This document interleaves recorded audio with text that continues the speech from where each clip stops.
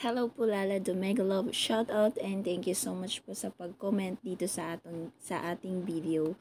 And for today's video ay sasagutin po natin yung tanong niyo po. So today po pala ay holiday dito sa Japan. And meron po kaming work kahit holiday guys, especially pag meron po kayong regular client. Pero kanina isa lang po yung duty ko. So, umaga lang dahil wala pa po akong regular client sa hapon ng Monday.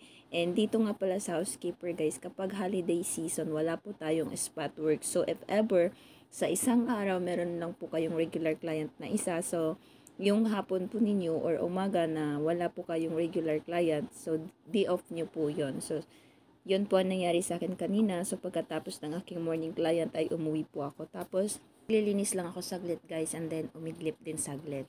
So, time check nga po dito guys ay 6 o'clock PM na ng gabi. So, ngayon habang tayo po ay maglagay ng ating mga modus operandi sa ating mga mukhain. So, sasagutin po natin ang tanong ni Sisi Koy. So, ang tanong po ni Sisi Koy ay wala po bang incident na may mga na-murder po na OFW kasi iba't ibang bahay po kayo. And baka po like may bahay na aggressive po yung may-ari or may mental problems. Magandang tanong po ito si Sikoy para po sa kaalaman ng mga nakakarami na lalo na po sa mga kababayan natin na first timer mag-abroad and papunta pa-apply pa lang po ngayon. So, habang magkwento tayo guys, maglagay ako ng moisturizer sa akin. And then, first time ko tong binili ngayon guys. Mera CC. Ito po ay set sana pero ito lang po muna ang binili ko kasi meron pa po akong ito. So, Sika. Hindi pa kasi naubo siya. So, next. Tapos may cream pa din po ako. So, pagka naubos na yun, gagawin ko itong set siya. Ito ay, ang nag-recommend kasi sa akin ito yung best friend ko. The first time na nagamit ko, ang ganda talaga niya sa mukha guys. So, habang maglagay ako, ay syempre magsagot ako kay madam. So, yun na nga guys, balikan na natin si Ma'am Laladu. So far po talaga dito sa amin guys, dito sa Japan, ay wala pa pong nangyari na mga murder, no? Special sa simba ko palayo.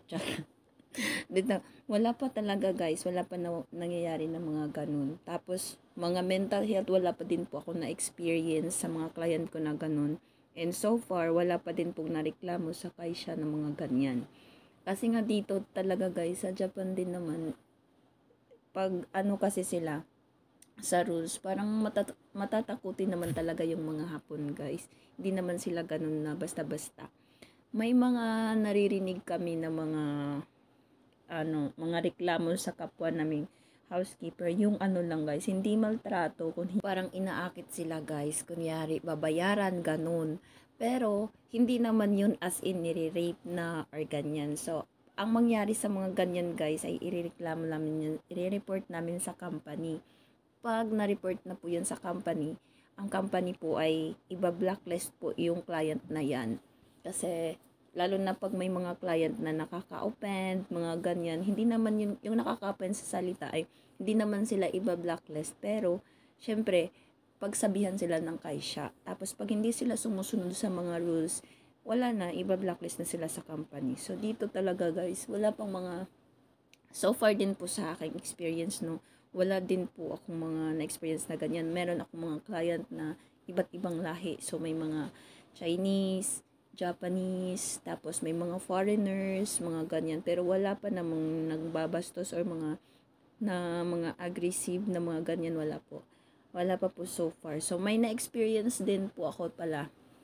Last time, siya, foreigner siya. Tapos, ayun lang. Tema ko dun sa kanya guys, ay yung bunganga niya ay medyo nakaka-offend din siya. But, hindi ko siya nirereklamo kasi, syempre, spot work lang ako noon. Tapos, okay lang naman parang, syempre sabi ko, siguro charge to experience din mga ganun. Kasi, di naman din malala. Medyo, may kasalanan din kasi ako noon eh. Kasi, tinuturo lang niya yung mga rooms na lilinisan ko. Tapos, ang mali ko ay hindi ko natatanong sa kanya kung may bawal ba na pasukin na rooms. Doon lang yung inaano niya. So, lahat ng rooms na yun na makatabi, pinasok ko lahat. Tapos yun pala, yung isang room, ay hindi pala pwedeng pasukan yun. Tapos sinasabihan niya, hey, what are you doing there? I didn't say that you will clean that one because ang lahat daw ng mga importante niya or mga kayamanan nila ay andun daw, pinasok. Kakapasok ko lang din nung time na yon. Tapos nabigla ako kasi parang sinisigawan ba. Nagsigaw siya, siguro nga dahil nga bawal nga yung pasukin dahil andun yung mga pera nila siguro kasi sobrang mayayaman din naman kasi may mga client tayo dito guys na sobrang mayayaman talaga. So far, wala pa talagang mga murders so far si Sikoy. So, yun lang si Sikoy. Thank you so much for watching. Thank you. God bless you.